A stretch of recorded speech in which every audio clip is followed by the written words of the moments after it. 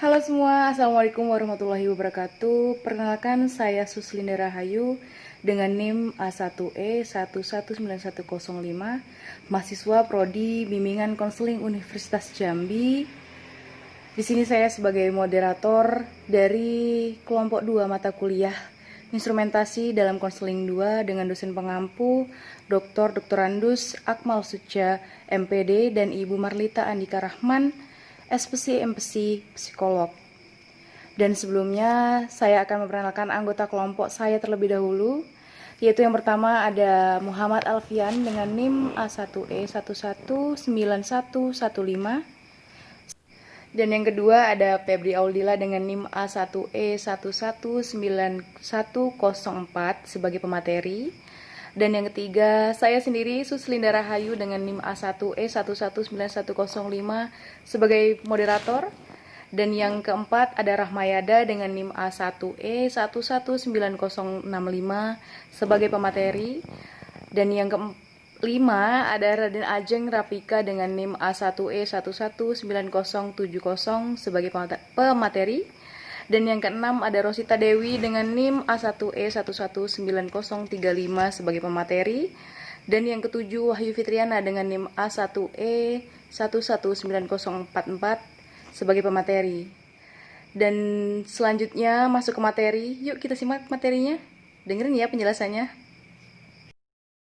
Konsep minat. Pengertian minat menurut Harlock 1996. Minat diartikan sebagai sumber motivasi yang akan mengarahkan seseorang pada apa yang akan mereka lakukan bila diberi kebebasan untuk memilihnya. Bila mereka melihat sesuatu itu mempunyai arti bagi dirinya, maka mereka akan tertarik terhadap sesuatu itu yang pada akhirnya nanti akan menimbulkan kepuasan bagi dirinya. Secara umum, minat adalah dorongan atau keinginan dalam diri seseorang pada objek tertentu. Aspek-aspek minat. Aspeknya yang pertama, aspek kognitif, yang kedua, aspek afektif, dan yang ketiga, aspek psikomotorik. Faktor timbulnya minat. Yang pertama, faktor internal menurut Crow and Crow tahun 1982, yaitu faktor dorongan dari dalam, faktor motivasi sosial, dan faktor emosional. Yang kedua yaitu faktor eksternal menurut Crow and Crow tahun 1982, yaitu ada faktor sosial budaya dan lingkungan. Kriteria minat. Menurut Nur Salam tahun 2003, minat seorang dikriteriakan yaitu sebagai minat rendah, sedang, dan tinggi.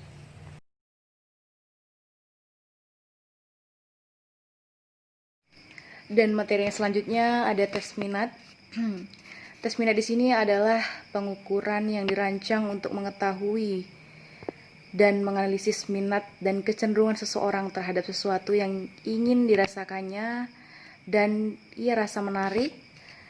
Nah, tes minat di sini maksudnya adalah di mana seseorang diuji agar dapat menyesuaikan dirinya terhadap minat dan keinginan yang ia rasakan. Adapun penerapan hasil tes minat dengan cara yang pertama yakni adalah konseling karir, dan yang kedua konseling pekerjaan, dan yang ketiga penjuruan siswa. Baiklah, Assalamualaikum warahmatullahi wabarakatuh. Saya Rahmayada akan melanjutkan penjelasan sebelumnya, yaitu jenis-jenis tes minat. Pertama, Rothwell-Miller Interest Bank, atau disingkat dengan RMIB. Tes pertama kali disusun oleh Rothwell pada tahun 1947 dengan 9 kategori jenis pekerjaan. Lalu, tahun 1958 diperluas oleh Kenneth Miller menjadi 12 kategori jenis pekerjaan. Tes ini memiliki tujuan untuk mengukur minat seseorang terhadap suatu pekerjaan. Tes ini berbentuk seperti blank atau formulir yang dimana antara laki-laki dan perempuan berbeda isinya.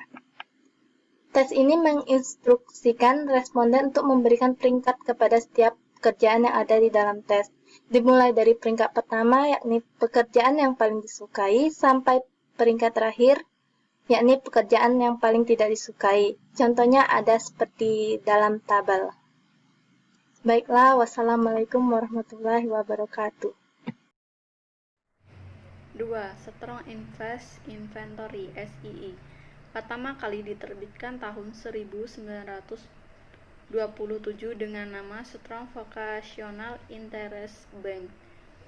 Lalu dirumuskan oleh IK Strong Jr. menjadi Strong Invest Inventory. Tes ini memiliki 317 butir soal yang dikelompokkan menjadi 8 bagian. Tes ini bisa diskor melalui komputer, namun pada pusat-pusat scoringnya ditunjukkan oleh penerbit. Terdapat 3 skor di dalam, yakni tingkat paling luas dan komprehensif, tingkat subdivisi, dan tingkat spesifik. Yang ketiga, Self Direction Search (SDS). Instrumen ini dikembangkan oleh J.L. Holland sebagai instrumen konseling yang bisa dilaksanakan sendiri, diskor sendiri, dan diinterpretasikan sendiri. Individu mengisi buklet penaksiran diri, men-skor respon, dan menghitung skor rangkuman yang berhubungan dengan tema model Holland, yakni realistis, investigatif, artistik, sosial, bersifat wirausaha, dan konvensional. Baiklah, tes minat yang keempat yaitu Jackson Vocational Interest Survey atau JVIS. JVIS memulai pengembangan pada tahun 1969 dan diterbitkan pada tahun 1977 oleh Douglas and Jackson.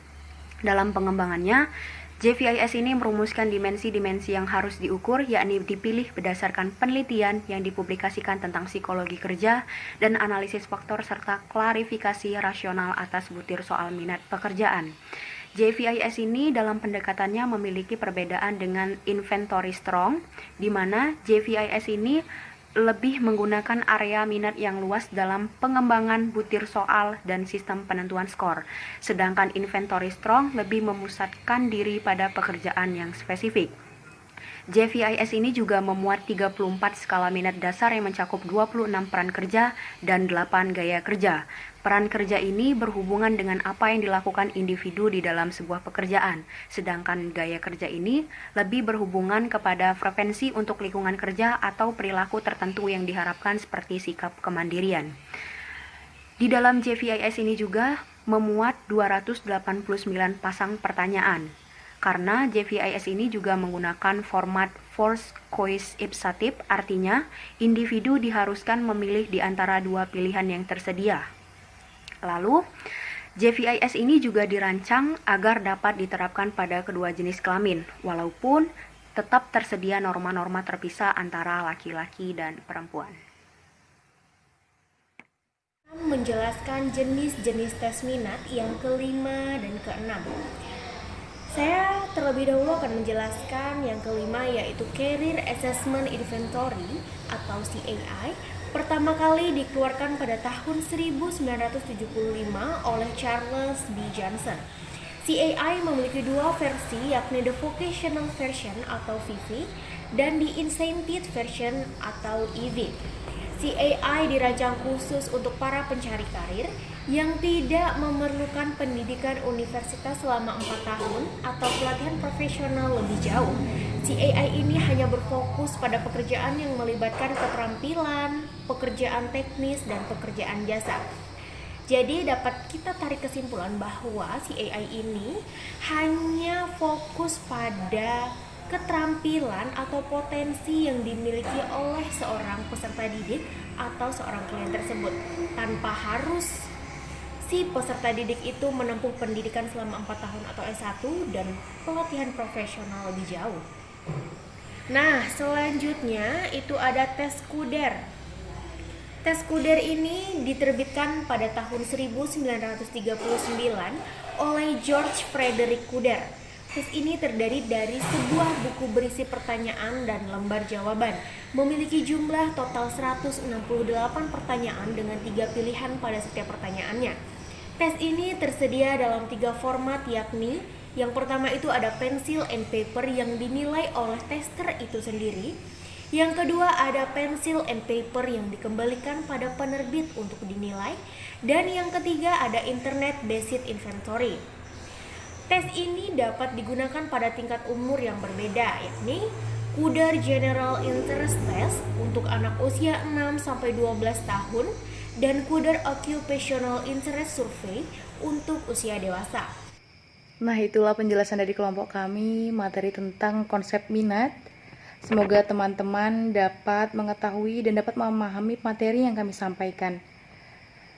Karena kebenaran hanyalah milik Allah Subhanahu wa Ta'ala dan kesalahan datangnya dari kami, saya sebagai moderator mohon undur diri.